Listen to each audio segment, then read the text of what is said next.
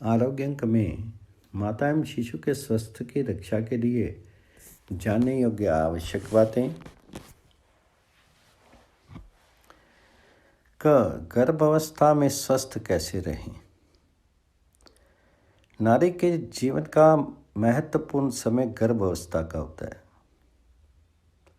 गर्भिणी स्त्री अनेक जटिलताओं का सामना करके प्रसव के समय भारी वेदना सह करके शिशु को जन्म देती। गर्भावस्था के समय कुछ आवश्यक बातें ध्यान में रख करके वह स्वस्थ रह सकती है तथा स्वस्थ शिशु को जन्म दे सकती है। गर्भिणी के स्वास्थ्य संबंधी बातों का ज्ञान स्वयं गर्भिणी को तथा उसके पारिवारिक जनों को जानना अति आवश्यक है। गर्भावस्था के सामान्य लक्षण, पहला है माहवारी का रुक जाना, दूसरा है उल्टी आना, तीसरा है स्तन में परिवर्तन, चौथा है खट्टी चीज़ें, चाक मिट्टी खाने की इच्छा होना तथा पांचवा है बार बार पेशाब होना। मासिक धर्म से प्रसूति का अनुमान, प्रसव का अनुमानित दिन केवल अनुमानित ही होता है। ये आवश्यक नहीं कि ठीक इसी दिन प्रसव हो। ये समय कुछ आगे पीछे हो सकता है। साधारणतः मासिक धर्म होने के बाद प्रसूति का समय 270 से 290 दिन के अंदर होता है। उसे जानने के लिए निम्न रीति से दिनों की संख्या जोड़ दी जाए तो प्रसूति समय की कल्पना की जा सकती है। महीने के दिन सामने के जोड़े जाएं। जनवरी अक्टूबर 7 दिन,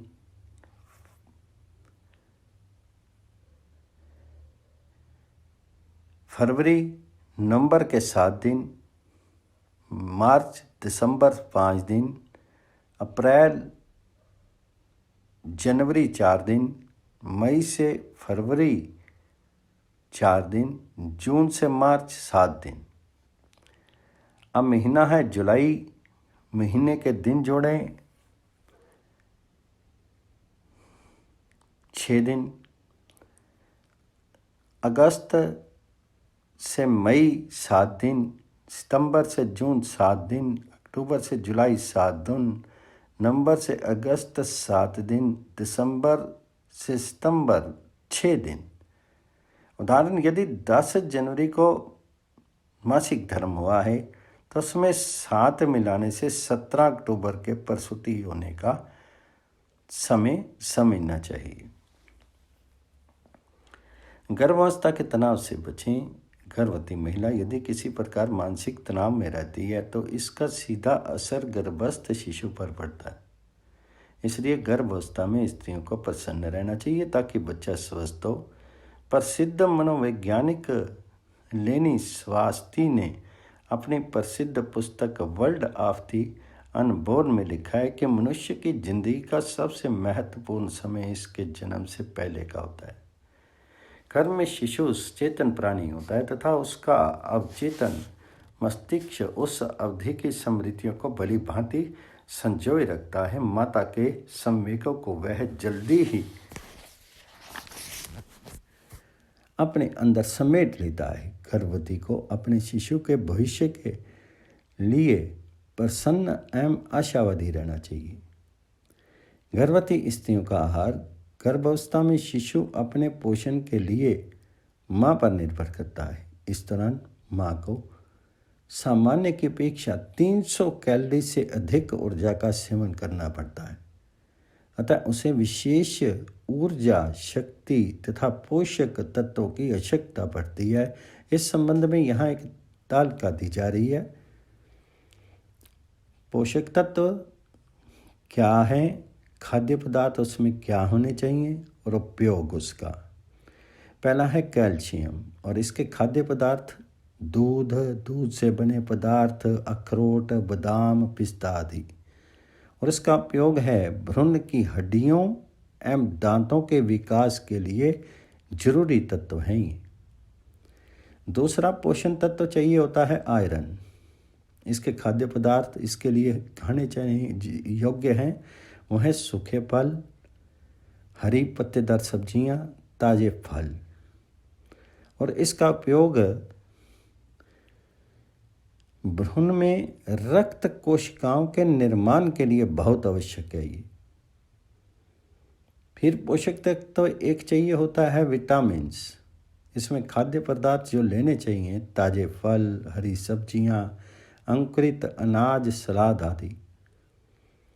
और उसका उपयोग ये होता है कि स्वस्थ प्लेसेंटा, नाल तथा आयरन के शोषण के लिए ये जरूरी हैं। तो पोषक तत्व में फिर होता है फॉलिक एसिड। इसमें खाद्य पदार्थ चाहिए हरी पत्तेदार सब्जियां, अनाज आदि।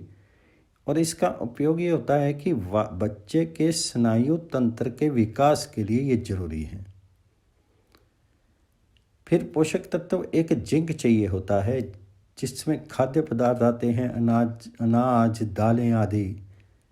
इसका उपयोग होता है बच्चों के ऊतकों के विकास के लिए। कैल्शियम, फास्फोरस तथा विटामिन डी प्राप्त करने के लिए गर्भिणी को चाहिए कि वह सिर पर तौलिया रख करके प्रतिदिन थोड़ी देर तक धूप लेती रहे। यूरोप के डॉक्टर F.G. ब्राउन ने अपनी पुस्तक डाइट इन प्रेगनेंसी में लिखा है कि माता के शरीर में मात्र कैल्शियम की कमी होने के कारण बच्चों को सूखा रोग हो जाता है तथा उसके दांत जीवन भर खराब रहते हैं। इसलिए गर्भवती महिला के आहार का विशेष ध्यान रखना चाहिए। गर्भधारण के बाद प्रथम माह से नवम माह तक का खान पान में चरक संहिता के अनुसार गर्भवती स्त्री को गर्भ के 9 महीनों के दौरान ऐसे खान पान का सेवन करना चाहिए जो कि उसके स्वास्थ्य के अनुकूल हो। अगर गलत खान पान की वजह से माँ को कोई तकलीफ होती है तो उसका बुरा असर गर्भ में पल रहे शिशु के स्वास्थ्य पर भी पड़ना निश्चित है। गर्भधारण के बाद पहले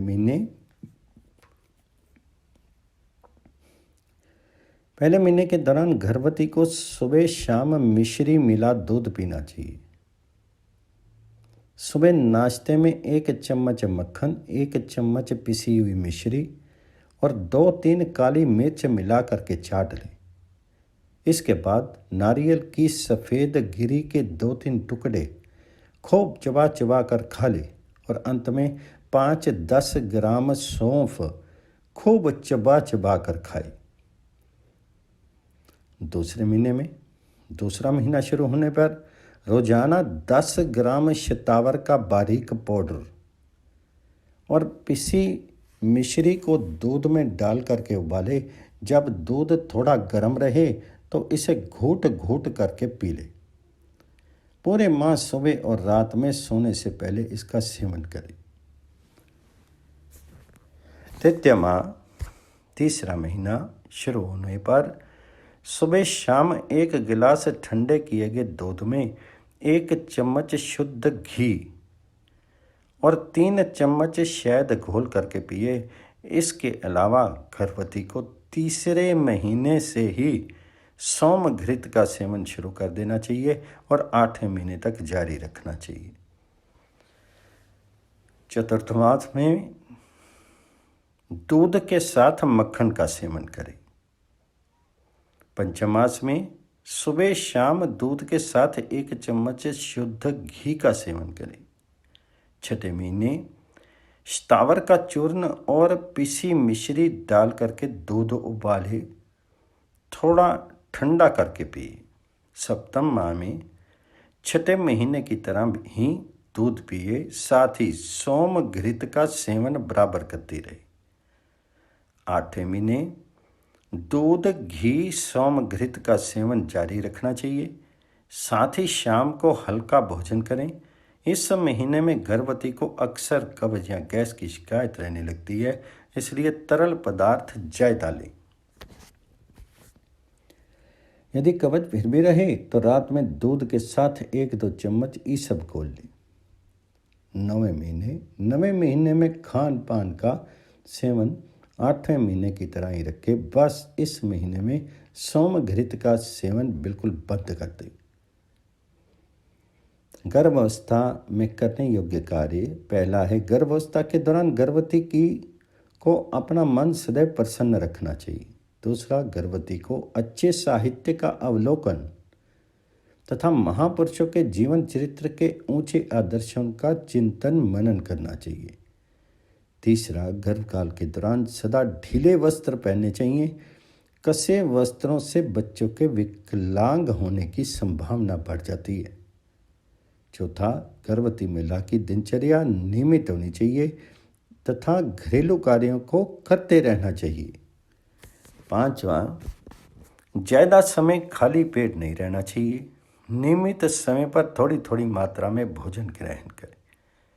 छठा, यदि गर्भवती महिला स्वयं को अस्वस्थ महसूस करती है तो थोड़ी मात्रा में किसी मीठी चीज का सेवन कर ले। सातवां, तेलीय खाद्य पदार्थों का सेवन नहीं करे। आठवां, गर्भावस्था के दौरान संयम रखे, सहवास नहीं करे। नौवां, कोई भी दवा लेने से पूर्व चिकित्सक की सलाह ले। 10वां, गर्भवती के वक्षस्थल में कोई दोष हो तो इसका उपचार यथाशीघ्र करना चाहिए। व्यायाम। गर्भावस्था के दौरान अधिक थकान पैदा करने वाले व्यायाम, मेहनत के काम, उछलना कूदना एकदम बंद कर देना चाहिए। सुबह शाम खुली हवा में टहलना चाहिए। गर्भवती का डॉक्टरी परीक्षण। गर्भधारण का पता चलने पर गर्भवती महिला को पुनः तुरंत स्त्री रोग विशेषज्ञ दिखाना चाहिए। गर्भवती को प्रसव होने तक लगातार बार बार जांच करानी चाहिए, जिसमें शुरू के 6-7 महीने में एक बार तथा 7वें, 8वें और 9वें महीने में 10-15 दिन में एक बार जांच करानी चाहिए। इन दिनों में ब्लड प्रेशर, खून पेशाब आदि की जांच समय समय पर वह कराती रहे। गर्भवती को अपना वजन हर माह जांच कराना चाहिए। गर्भकाल में 8 से 10 किलो वजन बढ़ता है। यदि वजन अधिक होने लगे तो मीठा या चिकनाई युक्त आहार कम कर देने चाहिए। इन नियमित जांचों के दौरान चौथे 5वें महीने में पहला और 5वें 6ठे महीने में दूसरा 1 माह के अंतर से टिटनस वैक्सीन का टीका अवश्य लगवाना चाहिए। इस तरह शुद्ध सात्विक जीवन बिताने वाली माताएं स्वस्थ, सुंदर और श्रेष्ठ बच्चे को जन्म दे सकती हैं। ख है, नवप्रसूता के लिए स्वस्थ रक्षक नुस्खे। सामान्यतः देखा जाता है कि महिलाएं प्रसव के बाद अपना पूरा ध्यान शिशु की तरफ लगा देती हैं। अपनी शारीरिक देखभाल की ओर उनका ध्यान नहीं रहता है, जिससे वे कमज़ोर और शिथिल हो जाती हैं। इस समय नवप्रसूता को उचित खान पान तथा घरेलू उपचार से स्वस्थ एवं सुंदर बनाया जा सकता है। प्रसव के समय गर्भवती स्त्री को गर्म दूध में 6-7 छुआरे तथा केसर डाल करके पिलावें। इससे प्रसव आसानी से कम कष्ट में होगा। इसके बाद 3 ग्राम हीरा बोल का चूरन और 10 ग्राम गुड़ का मिश्रण बनावें। इसकी समान वजन की 6 गोलियां बना लें। प्रसव के पश्चात 2 गोली प्रतिदिन 3 दिन तक सेवन कराएं। इससे गर्भाशय की शुद्धि होती है। पीने का पानी। प्रसव के बाद प्रसूता को 40 दिनों तक ठंडे पानी का सेवन नहीं करना चाहिए। ठंडे पानी का किसी भी रूप में उपयोग नहीं करना चाहिए। प्रसव के बाद पहले हफ्ते से इन विधियों से पानी का सेवन करना चाहिए। पानी 5 लीटर, 5-6 गांठ सौंठ, 5-7 लौंग तथा 50 ग्राम अजवाइन डाल करके उबाल लें। ठंडा होने पर छान करके किसी बर्तन में भर करके रख दें। पहले 8 दिन इसी पानी का सेवन कराना चाहिए। इसके बाद 1 महीने सिर्फ गर्म पानी ठंडा करके पिएं। इसके बाद ताज़ा पानी शुरू कर दें। यदि हो सके तो प्रसूता को 10 दिन तक तो अन्न का सेवन नहीं करना चाहिए। हरीरा और गर्म दूध देना चाहिए। मेवे का हलवा भी दे सकते हैं। 11वें दिन से अन्न का सेवन शुरू करें। हरीरा बनाने के लिए सामग्री: 200 ग्राम अजवाइन, 100 ग्राम सौंठ, 10 ग्राम पीपल, 10 ग्राम पिपला मूल, 100 ग्राम बादाम, 200 ग्राम छुआरा, 200 ग्राम गोंद तथा आवश्यकता के अनुसार शुद्ध घी एवं गुड़ लें। हरीरा बनाने की विधि: अजवाइन, सौंठ, पीपल तथा पिपरा मूल को कूट करके अलग रख लें। बादाम, खारक अर्थात छुआरा तथा मेवा काट करके रख लें। समस्त सामग्री को 10 भागों में करके पुड़िया बना लें। एक पुड़िया प्रतिदिन उपयोग में लाएं। सर्वप्रथम कढ़ाई में घी डाल करके 20 ग्राम गोंद तले। इसके बाद पश्चात पहली 4 चीज़ों की एक एक पुड़िया डाल करके भुने। उसमें अंदाज से गुड़ डाल करके चलाएं। अब 2 कप पानी डालें। थोड़ा गाढ़ा होने पर पीसी गोंद और मेवा डाल करके आंच से नीचे उतारें। हरीरा गर्म दूध के साथ सेवन करें।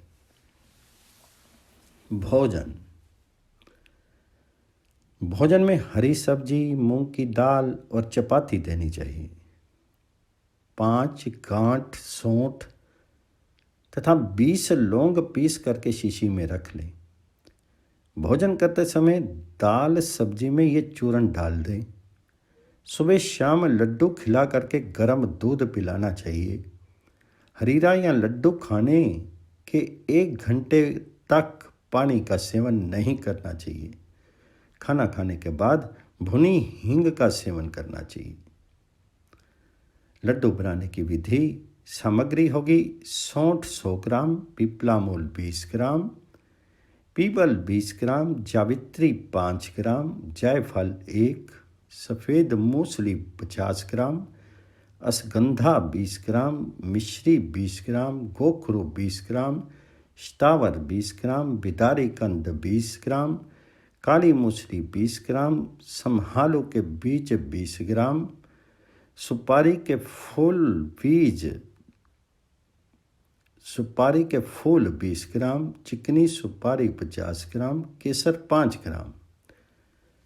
आवश्यक मेवे जो इसमें चाहिए: बादाम 250 ग्राम, छुआरा 500 ग्राम, पिस्ता 100 ग्राम, चिरौंजी 250 ग्राम, गोंद 250 ग्राम, खोपरा 500 ग्राम, गुड़ 2 किलो, घी 150 ग्राम।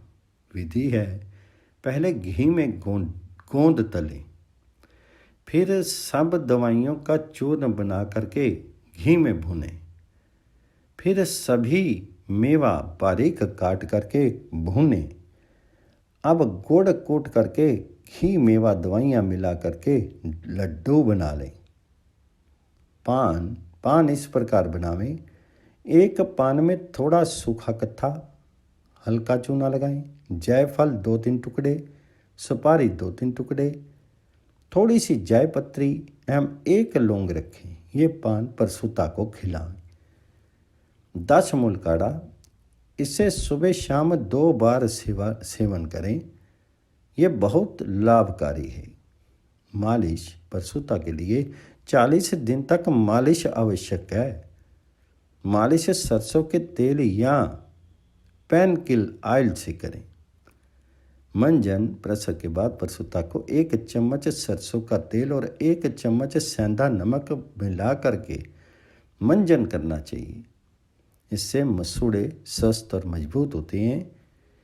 पेट बड़ा ना हो: प्रसव के बाद अधिकांश स्त्रियों का पेट बड़ा हो जाता है। इससे बचने के लिए प्रसव के बाद 1 माह तक पेट पर कपड़ा या बाजार में बेल्ट मिलता है, इसे बांधना चाहिए। व्यायाम: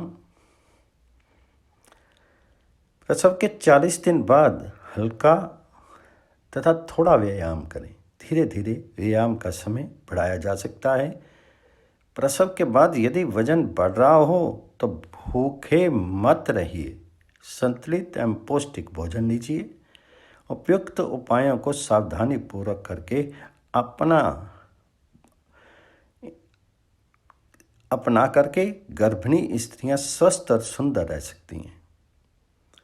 ग है शिशु की देखभाल। शिशु मानव जाति का सार रूपी धन है। ये राष्ट्र की सर्वोत्कृष्ट संपत्ति है।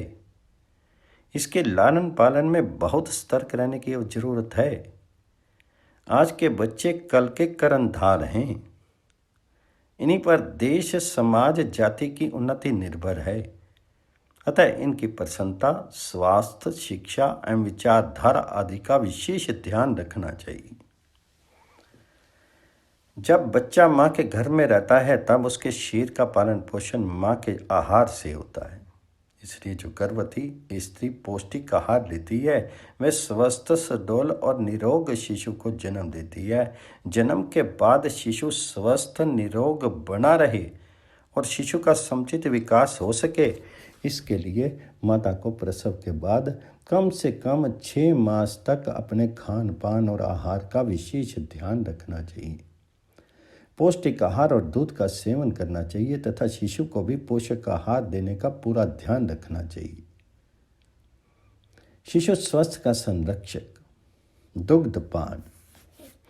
शिशु का आहार माँ के दूध से शुरू होता है। प्रकृति द्वारा माँ को दिया गया अमूल्य उपहार दूध है, जिसे माँ अपने शिशु को देती है। माँ के दूध में शिशु के लिए आवश्यक पोषक तत्व उपलब्ध रहते हैं। ये दूध हल्का एवं सुपाच्य होता है। माँ के दूध से बढ़कर संसार में बच्चे के लिए अन्य कोई खाद्य पदार्थ नहीं है।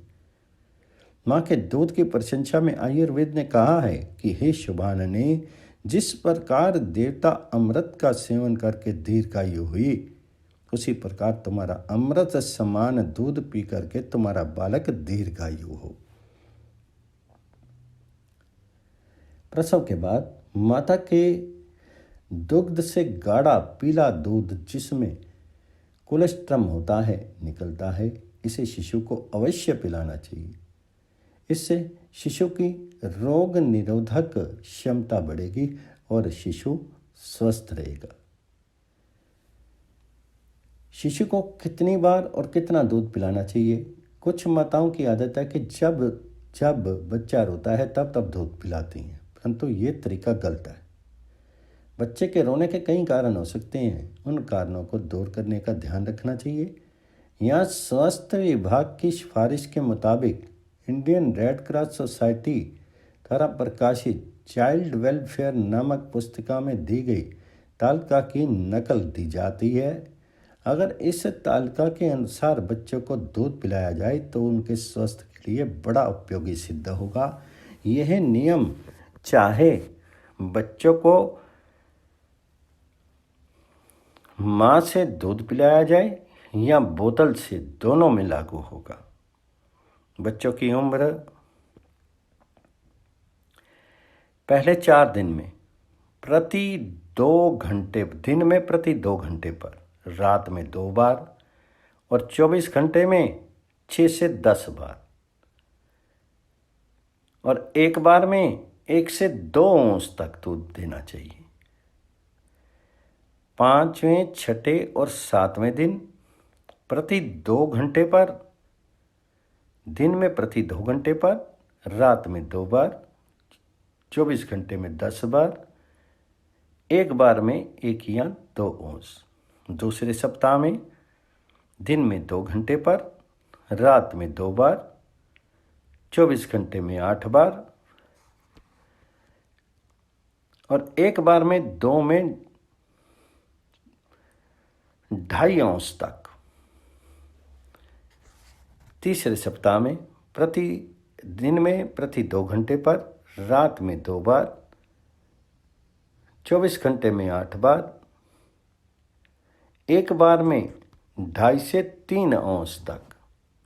चौथे से 8वें सप्ताह में दिन में प्रति 2.5 घंटे पर, रात में 1 बार, 24 घंटे में 7 बार, एक बार में 3 से 4 औंस तक। तीसरे महीने में दिन में प्रति 2.5 घंटे पर, रात में 1 बार, 24 घंटे में 7 बार और एक बार में 4 से 5 औंस तक। चौथे महीने में दिन में प्रति 3 घंटे पर, रात में 1 बार, 24 घंटे में 6 बार, एक बार में 5 से 5.5 औंस तक। पांचवें महीने में दिन में प्रति 3 घंटे पर, रात में 1 बार, 24 घंटे में 6 बार और एक बार में 5.5 से 6 औंस तक। 6 से 10 महीने में दिन में प्रति 3 घंटे पर, 24 घंटे में 5 बार और एक बार में 6 से 8 औंस तक। अब बच्चों को कब और कैसे दूध छुड़ाना चाहिए? 10 या 12 महीनों के बाद बच्चों को दूध पिलाना धीरे धीरे बंद कर देना चाहिए। माँ का दूध बंद कर देने के बाद भी बच्चे का मुख्य आहार दूध ही होना चाहिए। 5 माह पूरे होने के बाद ही शिशु को माँ के दूध के साथ साथ ही अन्य खाद्य पेय उचित मात्रा में युक्ति के साथ खिलाना पिलाना शुरू कर देना चाहिए। दूध भात, दूध में पकाई हुई सूजी भी दी जा सकती है। माँ का दूध बंद करने पर कम से कम 3 पाव दूध हर रोज पिलाना चाहिए। इसके अलावा पानी और फलों का रस पिलाना भी जरूरी है। किन हालातों में माता को दूध नहीं पिलाना चाहिए? पहला है, जिन स्त्रियों को क्षय, कैंसर, कुष्ठ आदि भयंकर रोग हों उन्हें अपने बच्चों को दूध नहीं पिलाना चाहिए। दूसरा, गर्भवती स्त्रियों द्वारा दूध पिलाना स्त्री के स्वस्थ और गर्भस्थ बालक के स्वास्थ्य की दृष्टि से मना है। तीसरा, यदि स्तन में किसी खास कारण से दर्द हो या उसमें खास तरह का नाजुकपन मालूम हो तो तब भी दूध पिलाना मना है। बोतल से दूध पिलाना, यदि माता किसी कारण से बच्चे को अपना दूध पिलाने में असमर्थ है या उसको दूध नहीं होता है तो गाय का दूध पिलाया जा सकता है। पहली सावधानी तो ये रखनी चाहिए कि बोतल से ना पिला करके कटोरी चम्मच से पिलाए। बोतल की सफाई ठीक से नहीं हो पाती है तो बच्चे को इन्फेक्शन होने की पूरी संभावना रहती है। बहुत ज़रूरी समझे तो ही बोतल से दूध पिलाएं। 9 से 12 महीने के बाद बच्चों को दिए जाने वाला भोजन और उसका तरीका। जब बच्चा 9-10 महीने का हो जाए तो उसको 1 या 2 बार सूजी, चावल या दाल की बनी पतली चीज़ें, दूध में भिगोई हुई रोटी, पके केले तथा खिचड़ी आदि दिया जा सकता है। इन सब के साथ उसे दूध भी देना चाहिए। समय समय पर थोड़ा थोड़ा पानी देना चाहिए। सब्जियों का सूप भी बहुत लाभकारी होता है। बच्चे के लिए नींद की आवश्यकता। स्वस्थ बच्चे के लिए नींद की आवश्यकता उसकी उम्र, पर्यावरण एवं व्यक्तित्व भिन्नता के संदर्भ में इस प्रकार बताई है। एक महीने में स्वस्थ प्रतिशत 100%, नींद की आवश्यकता 24 घंटों में 22 घंटे। दूसरे महीने 100% स्वस्थ होते हुए 21.5 घंटे। तीसरे महीने 100% स्वस्थ रहते हुए 21 घंटे। 4वें महीने, चौथे महीने स्वस्थ प्रतिशत 100%, नींद की आवश्यकता 20 घंटे। 5-6 महीने में स्वस्थ प्रतिशत 100% और नींद की आवश्यकता 19 घंटे। 7, 12, 7 से 12 महीने स्वस्थ 100% हो तो 18 घंटे तक सोना चाहिए, नींद की आवश्यकता है। और 1 से 2 वर्ष तक पूर्ण रूप से स्वस्थ रहते हुए 16 घंटे तक नींद की आवश्यकता है। यदि बच्चे का स्वस्थ 100% से कम हो तो उसकी नींद में कमी आएगी। इसके लिए कोई निश्चित प्रमाण नहीं है। शिशु के शयन संबंधी महत्वपूर्ण बातें: शिशु के सोने का स्थान शांत, स्वच्छ और वायु प्रवेशक हो। दूसरा, उसे अपने ही पलंग पर सुलाना चाहिए। तीसरा, बच्चों का बिछौना नरम, सुखदायक होना चाहिए। चौथा, शिशु की आंखों पर प्रकाश की किरणें नहीं पड़नी चाहिए। पांचवा, शिशुओं को कोई वस्तु मुंह में रख करके नहीं सोने देना चाहिए। छठा, शिशु को मुंह ढक करके नहीं सुलाना चाहिए। एकदम औंधा या एकदम सीधा नहीं सुलाना चाहिए। सातवां, सोते हुए बालक को सहसा नहीं जगाना चाहिए। बच्चे के शारीरिक विकास का सीमा चिन्ह: हाल्ट नामक विद्वान द्वारा प्रदत्त स्वस्थ बच्चों का वजन तथा ऊंचाई आयु के अनुसार इस प्रकार से बताई गई है। 1 वर्ष की आयु वजन 21 पाउंड, ऊंचाई 29 इंच। दूसरे वर्ष वजन 28 पाउंड, ऊंचाई 33 इंच। तीसरे वर्ष वजन 33 पाउंड और ऊंचाई 37 इंच। चौथे वर्ष वजन 37 पाउंड, ऊंचाई 40 इंच। पांचवें वर्ष वजन 41 पाउंड, ऊंचाई 41 इंच। छठे वर्ष वजन 45 पाउंड, ऊंचाई होनी चाहिए 44 इंच। सातवें वर्ष वजन 49 पाउंड और ऊंचाई 46 इंच होनी चाहिए। आठवें वर्ष वजन 55 पाउंड, ऊंचाई 48 इंच होनी चाहिए। नौवें वर्ष वजन 61 पाउंड, ऊंचाई 50 इंच होनी चाहिए। 10वें वर्ष वजन 67 पाउंड, ऊंचाई 52 इंच होनी चाहिए। 11वें वर्ष वजन 73 पाउंड, ऊंचाई 54 इंच होनी चाहिए। आयु 12 वर्ष वजन 79 पाउंड और ऊंचाई 56 इंच होनी चाहिए।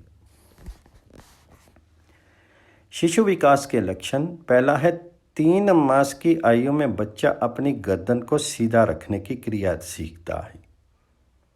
दूसरा, 6 महीने की उम्र में या उससे 1 आध महीने आगे पीछे वह बैठना सीखता है।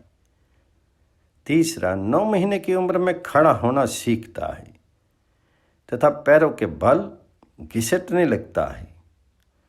चौथा, 10-12 माह की उम्र में वह सहारा लेकर के चलना सीखता है।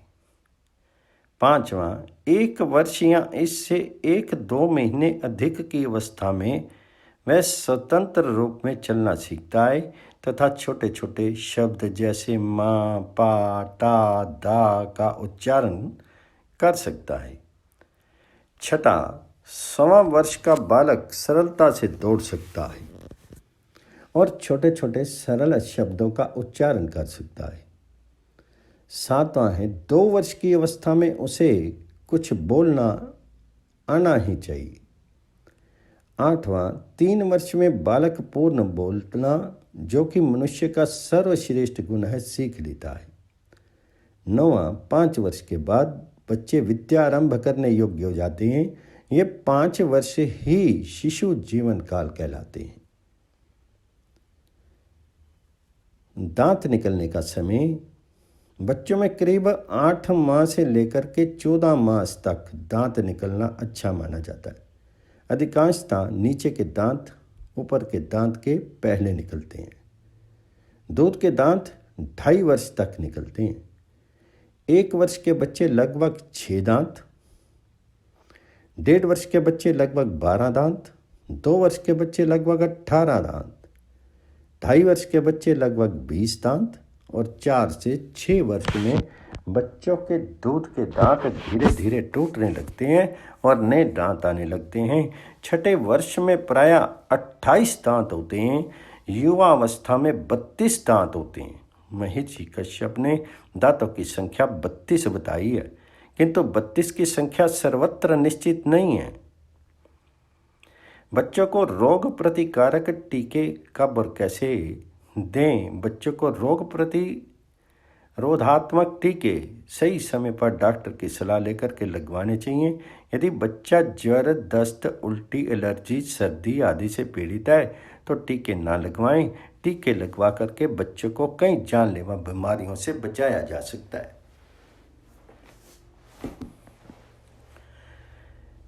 वर्ल्ड हेल्थ ऑर्गेनाइजेशन के द्वारा रोग प्रतिकारता के लिए सूचित समय पत्रक।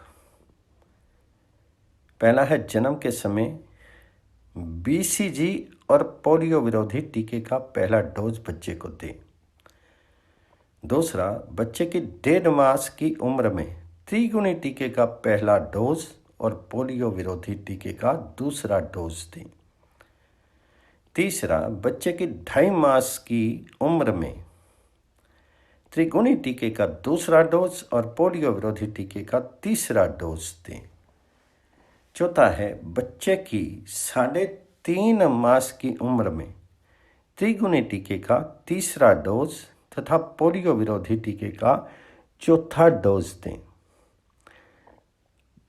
त्रिगुणी टीके को ट्रिपल एंटीजन या टेक्निकल भाषा में DPT, डिप्थेरिया, पर्ट्यूसिस, कुकुर खांसी और टिटनस कहा जाता है। इसके अलावा विभिन्न प्रकार के टीके बच्चों को लगवाए जाते हैं, जो इस तरह से हैं।